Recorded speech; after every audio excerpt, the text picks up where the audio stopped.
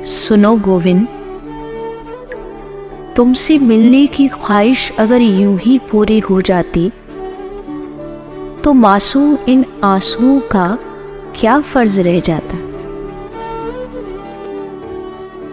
दोस्तों, आज की इस वीडियो में हम जानेंगे देवी श्री चित्रलेखा जी का जीवन परिचय। दोस्तों, श्री चित्रलेखा जी 26 साल की भारत की युवा आध्यात्मिक संत हैं, जिन्होंने मात्र 4 साल की उम्र से भारत में स्थित विभिन्न प्रकार के धर्म अथवा लगभग सभी प्रकार के धर्मों का अध्ययन करना शुरू कर दिया था और 9 साल की आयु तक उन्होंने हिंदुत्व धर्म का संपूर्ण ज्ञान प्राप्त कर लिया।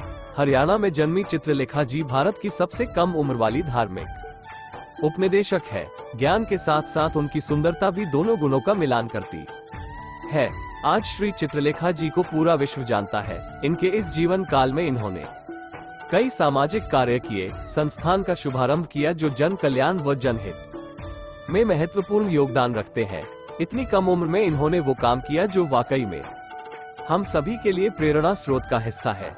देवी श्री चित्रलेखा जी का जन्म 19 जनवरी सन 1997 में हरियाणा राज्य के परबल नामक स्थान में हुआ था। बचपन से इनकी गतिविधियों को देखते हुए चित्रलेखा जी के परिवार जनों ने इन्हें मात्र 4 साल की उम्र में प्रशिक्षण देने हेतु बंगाली संस्थान में भेज दिया।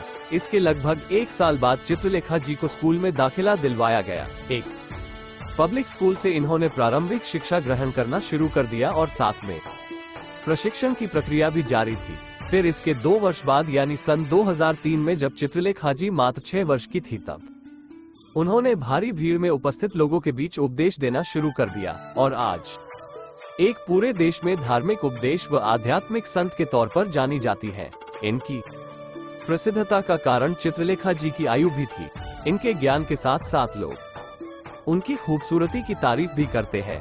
चित्रलेखा जी का परिवार एक ब्राह्मण परिवार है, अतः जब इनका जन्म हुआ तब इनके दादाजी ने कुछ संतों का निमंत्रण किया। बाद में इन्हीं संतों ने चित्रलेखा के द्वारा की गई प्रतिक्रियाओं को परखा। तब उन्होंने श्री राधा कृष्ण, जो कि चित्रलेखा जी के दादाजी थे, उनसे बताया और कहा कि उनकी पोती कोई साधारण पोती नहीं है।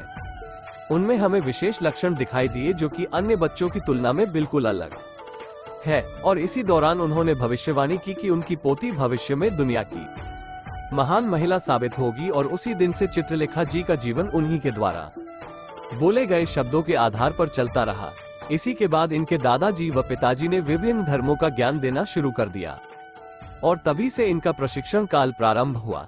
जब 6 वर्ष की आयु में चित्रलेखा जी ने उपदेश दिया, तब लोगों के अंदर एक अलग भावना प्रकट हुई। दरअसल संत रमेश बाबा जी के साथ मिलकर चित्रलेखा जी उपदेश दे रही थी। उपदेश समाप्त होने के बाद संत जी ने चित्रलेखा को कुछ महत्वपूर्ण तथ्यों के बारे में बोलने का आग्रह किया और इसमें लगभग आधा घंटे तक चित्रलेखा जी ने अपनी बात को जारी रखा।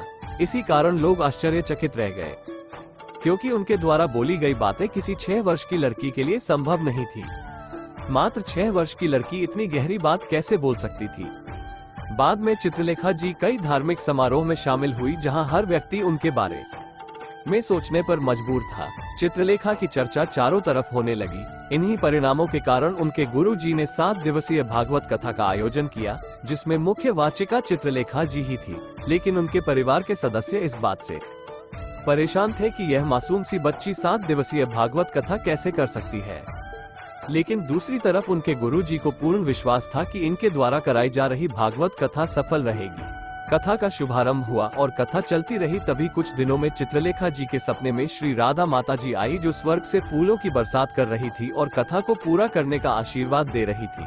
इसके बाद इस 7 दिवसीय कथा सफल रही तथा सपने वाली बात इन्होंने अपने परिवार के साथ साझा की। जब ये 7 दिवसीय भागवत कथा सफल हुई, तब इनके अंदर आत्मविश्वास बढ़ा और फिर चित्रलेखा जी विभिन्न स्थानों पर भागवत कथा करने लगी और चित्रलेखा जी भारत की प्रमुख युवा आध्यात्मिक बनी।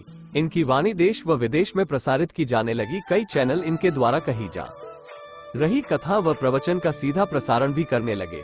छोटे से कस्बे व गांव में प्रवचन देने से शुरू करने वाली चित्रलेखा जी वर्तमान में दुनिया के कई देशों में प्रवचन दे रही हैं और चित्रलेखा जी विश्व विख्यात आध्यात्मिक संत के रूप में जानी जाती है।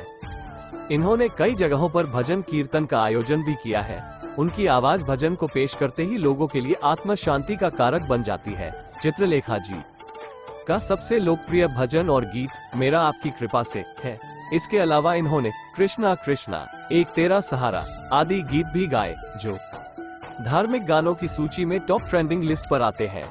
इन्होंने वर्ल्ड संकीर्तन ट्रस्ट की स्थापना की, जो कि पलवल में स्थित है। इस संस्था को 10 मार्च सन 2008 में हिंदुत्व कल्चर को बरकरार रखने के मकसद से स्थापित किया गया था।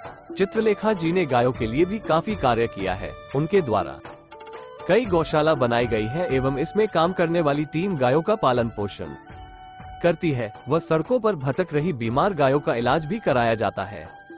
एक बार की बात है, जब चित्रलेखा जी किसी धार्मिक स्थल से घर जा रही थी, तब उन्होंने देखा कि एक बीमार गाय वाहनों की चपेट में आ रही है और बेसुध होकर सड़क पर गिर जा रही है। इस दृश्य ने उन्हें अंदर से झकझोर दिया और पूरे दिन इसी बात को लेकर चिंतित रहे कि तभी चित्रलेखा जी ने निर्णय किया कि गायों की सेवा, उनका पालन पोषण का हर संभव प्रयास करेंगे, जिससे कोई भी गाय इस तरह कष्ट ना सही।